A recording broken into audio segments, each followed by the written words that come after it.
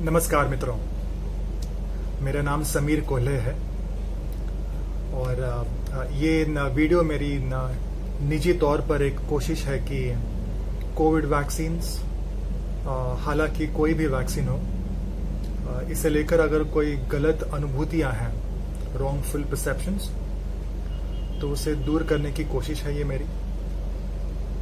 कुछ दिनों पहले मेरे कुछ मित्रों ने सवाल किए थे कि क्या ये कोविड वैक्सीन वेजिटेरियन है, क्या इसकी औषधि पद्धतियां वेजिटेरियन है, और इससे जुड़े हुए कुछ सवाल हैं उनके मन में। तो ये मेरी कोशिश है उनके सवालों का साइंटिफिकली एक स्पष्टीकरण देना, लेकिन ऐसे शब्दों में या ऐसे तरीके से कि सर्वसाधारण कोई भी मनुष्य इसे समझ पाए।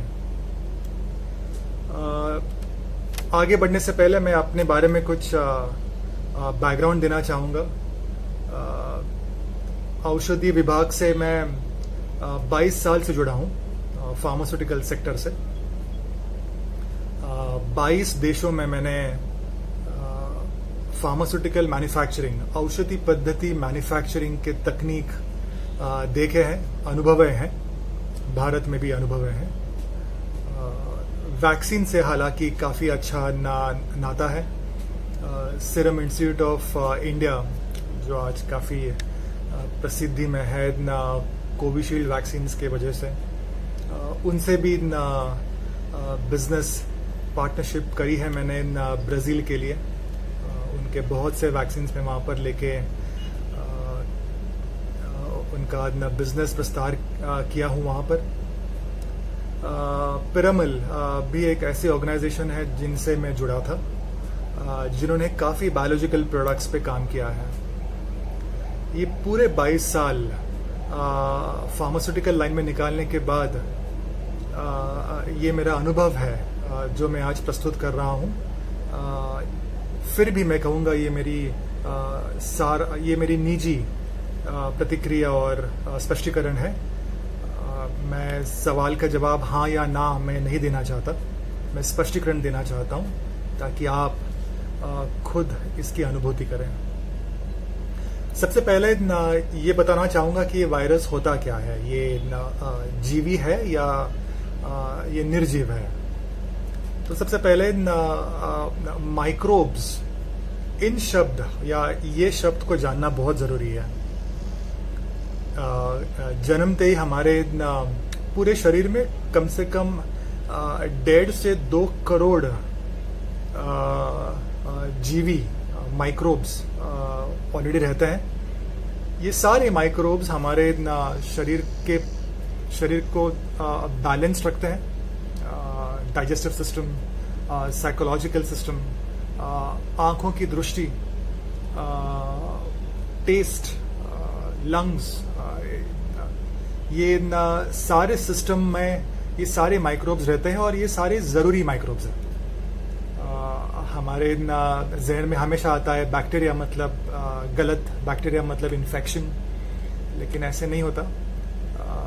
ज़्यादातर माइक्रोब्स जैसे है बैक्टीरिया, फंगाई या ईस्ट, ये ज़्यादातर बैक्टीरिया हमारे शरीर में अच्छा काम करते हैं। इसलिए जब भी हम औषध लेते हैं कोई भी इन्फेक्शन को कम करने के लिए, उसका साइड इफ़ेक्ट ये होता है कि हम ये अच्छे माइक्रोब्स भी मारते हैं, इनका खात्मा करते हैं अपने शरीर में, जिसकी वजह से साइड इफ़ेक्ट्स होती है। बैक्टीरिया, फंगस और ईस्ट, ये माइक्रोब्स है, ये जीवी है, क्योंकि इनमें एक मूलभूत पैरामीटर है जो है सेल, CELL, सेल, जो हमारे कोई भी अगर लिविंग है, कोई भी जीवी वस्तु है, चाहे इंसान हो, जानवर हो, पक्षी हो, या बैक्टीरिया या ईस्ट हो या फंगाई हो, इनमें सेल्स होते हैं। बैक्टीरिया में एक ही सेल होता है, लेकिन फिर भी एक सेल होता है और वो जीवी होता है, वो जीवित होते हैं। वायरस में ऐसा नहीं है। वायरस में कोई भी सेल नहीं होते। सेल के बाहर के एक प्रोटीन होते हैं, एक डीएनए स्ट्रक्चर होता है, जिसकी वजह से ये जीवी वस्तु की तरह बिहेव तो कर सकते हैं, लेकिन ये जीवंत नहीं है। दूसरा सबसे बड़ा स्पष्टीकरण है कि कोई भी जीवित प्राणी या बैक्टीरिया या फंगस ये अपने आप में रिप्रोड्यूस कर सकता है। आज एक बैक्टीरिया है तो उनसे हजारों बैक्टीरियाज पैदा हो सकते हैं। हम इंसान हैं, हमारे बच्चे होते हैं, लेकिन वायरस अपने आप को रिप्रोड्यूस नहीं कर सकता। उसे ज़रूरत पड़ती है किसी और के सेल्स की अपने आप को ग्रो करने के लिए। तो ये सबसे बड़ा स्पष्टीकरण है, जिसके वजह से सबसे पहले तो virus in itself is not a living organism, जो एक जीवी वस्तु नहीं है। ये एक स्पष्टीकरण या इंफॉर्मेशन बहुत ज़रूरी है वैक्सीन के बारे में समझने के लिए। WHO ने काफ़ी अच्छी तरह से टाइप्स ऑफ वैक्सीन्स समझाया है। अगर आप गूगल में टाइप करो टाइप्स ऑफ वैक्सीन्स तो WHO.in जो इंटरनेशनल वेबसाइट है WHO की, उन्होंने काफ़ी अच्छी तरह से वैक्सीन्स पे या टाइप्स ऑफ वैक्सीन्स पे समझाया है। मैं इनको दो तरीके में बांटूंगा। एक है इन वैक्सीन्स में ये वायरस जो है, ये जिंदा वायरस या ये वायरस के कुछ टुकड़े अगर हमारे शरीर में इंसर्ट कर लें इंजेक्टेबल वे में, या कोई भी तरीके से, अगर मुंह से या अन्न नलिके से या श्वास से या इंजेक्शन खून से, तो ये वायरस शरीर में जाने के बाद हम एक प्रतिक्रिया देते हैं और उसके वजह से प्रतिकार शक्ति निर्मित होती है। अगर ऐसा कोई वैक्सीन टाइप है जो इस वायरस को उसी तरीके से, अगर इसका एक टुकड़ा हो या ये वायरस अगर कमज़ोर वायरस अगर हमारे शरीर में डाल दें, तो ये वायरस जैसे ही हमारे शरीर में आता है हम प्रतिकार शक्ति इसके लिए बना सकते हैं। एक दूसरा तरीका है वैक्सीन बनाने का, जो इस वायरस के जैसे, इस वायरस का जो भी डीएनए स्ट्रक्चर है, जो भी इसके समझो इसका जो भी स्ट्रक्चर हो, लैब में मतलब सिंथेटिक वे में अगर कोई और प्रोटीन इसी तरह दिखने वाले हैं, अगर ये प्रोटीन अगर हम लैब में बनाएं और अगर इसको शरीर में डालें, तो हमारे हो सकता है शरीर को ऐसा लगे कि ये तो कोई वायरस है और इससे लड़ने के लिए हम प्रतिकार शक्ति निर्मित करें। ये दोनों तरीके से प्रतिकार शक्ति निर्माण करना बहुत जरूरी है और ये वैक्सीन का मेन ऑब्जेक्टिव, मूल रूप ऑब्जेक्टिव है। कोई भी वैक्सीन का, चाहे वो कोविड हो, चाहे वो मीजल्स हो, कोई भी वैक्सीन हो, एक वैक्सीन का एक मूल ऑब्जेक्टिव होता है कि वैक्सीन देने के बाद हमारे शरीर नैसर्गिक पद्धति से प्रतिकार शक्ति का निर्माण करें। तो सबसे पहले वैक्सीन जीवंत नहीं है। दूसरा, वैक्सीन में वायरस, उसके टुकड़े या उसके जैसा एक प्रोटीन का समावेश होता है। तो ये दोनों सवाल को अगर जोड़ दें तो ये स्पष्टीकरण काफ़ी है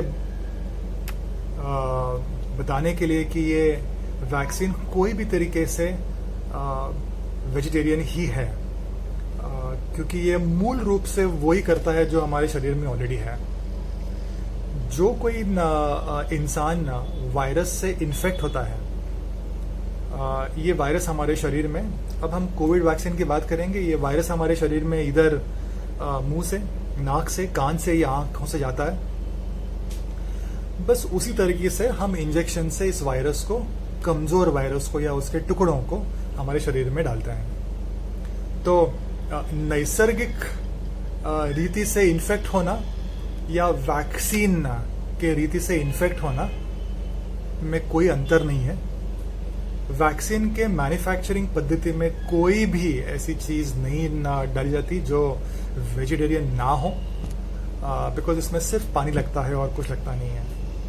इसमें साइंस काफ़ी है, इसमें टेक्नोलॉजी काफ़ी है। इस वायरस को जब वैक्सीन के तौर पे हमारे शरीर में भेजा जाता है, इसकी शक्ति काफ़ी कम होनी चाहिए, अदरवाइज हम इन्फेक्ट हो सकते हैं।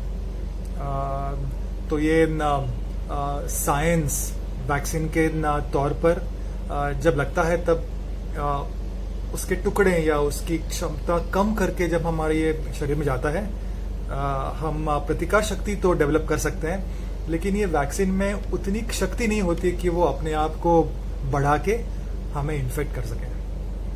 ये एक मूल रूप से वैक्सीन का निर्माण है, इस बेस है कोविड वैक्सीन का। कुछ वेबसाइट्स देना चाहूँगा मैं आपको, जो आप ज़रूर देखें।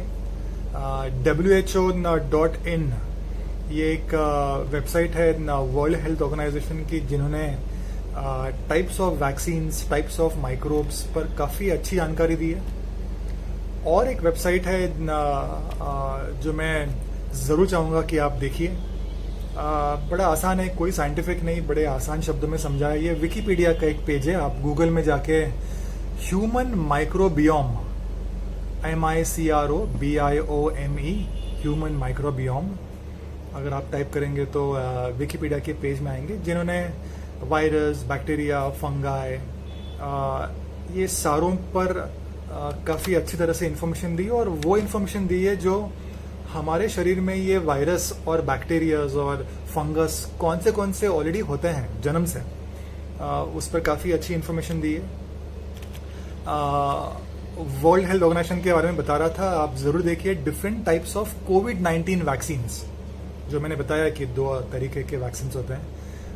हमारे भारत में जो 2 वैक्सीन अभी हैं, और तीसरा स्पुतनिक जो अभी रशिया का वैक्सीन आ रहा है, ये तीनों वैक्सीन पर काफ़ी अच्छी जानकारी दी है इन्होंने।